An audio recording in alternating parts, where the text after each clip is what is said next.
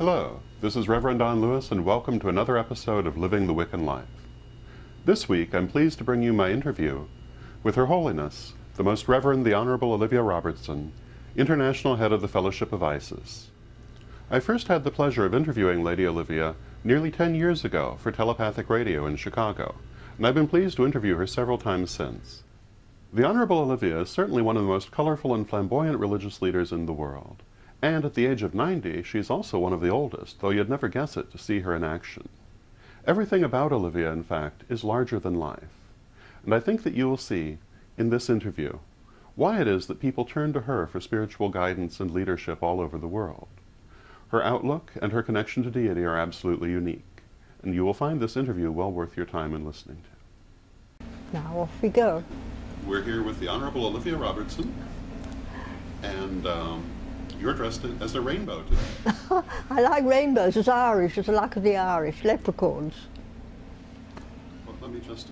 This is the Chicago Fellowship of Isis Conference, and you have been coming to this for I don't know how many years. Oh, ages, since the Parliament of the World Religions in 1993. And what do you particularly like about the Chicago Convention?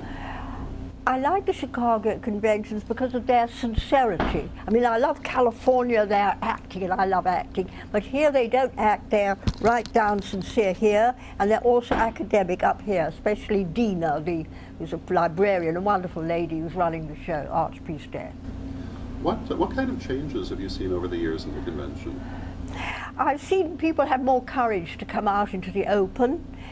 We started before with many associations of Wicca and with every sort of idea, Catholicism. Now the idea of the Fellowship of Isis is getting it itself, that we honour all faiths, but we're getting to turn, I notice, far more to Isis, the goddess Isis and the god Osiris, that you can relate to Maria and Christ.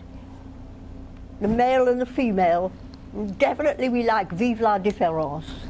Yes, indeed. Yeah, we don't have just one god with a beard. We've got a god and a goddess.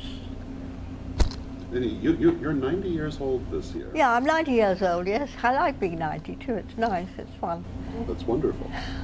In your lifetime, you have seen a huge change in the world. I cannot describe the difference. You have to imagine a little girl brought up in the suburbs in Reigate, and then we heard that our castle had been seized by rebels in Ireland.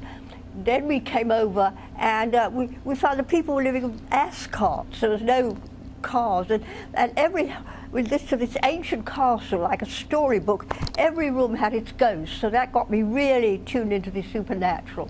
And then the river bank had druids and the elemental spirits, and everybody believed in them. And in Ireland, they are psychic.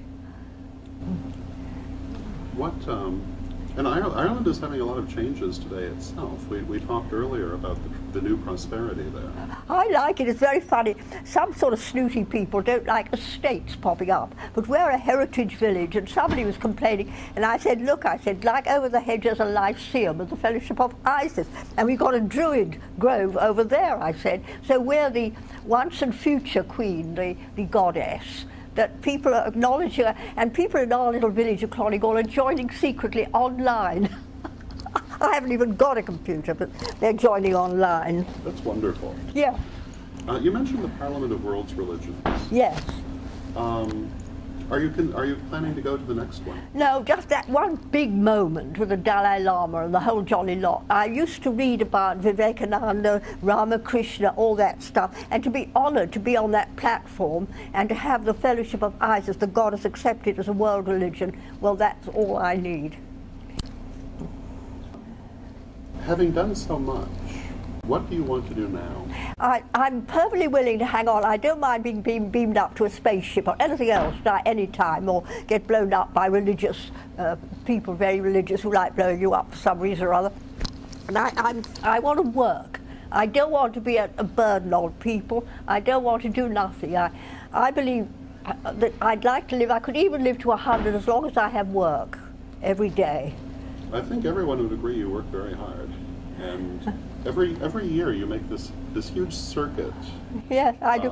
From convention to convention. Well, it's well like I used to say America was the new Atlantis, meaning a compliment, but now I think I visited after Katrina, New Orleans, and it really looked like Atlantis, you know what I mean, and all that. So I'm seeing earth changes happening in every state I go to, which I think is a challenge for us to get reborn. Whatever religion you belong to, we have to throw away the old muck, the bad stuff in us, and really wake up a bit.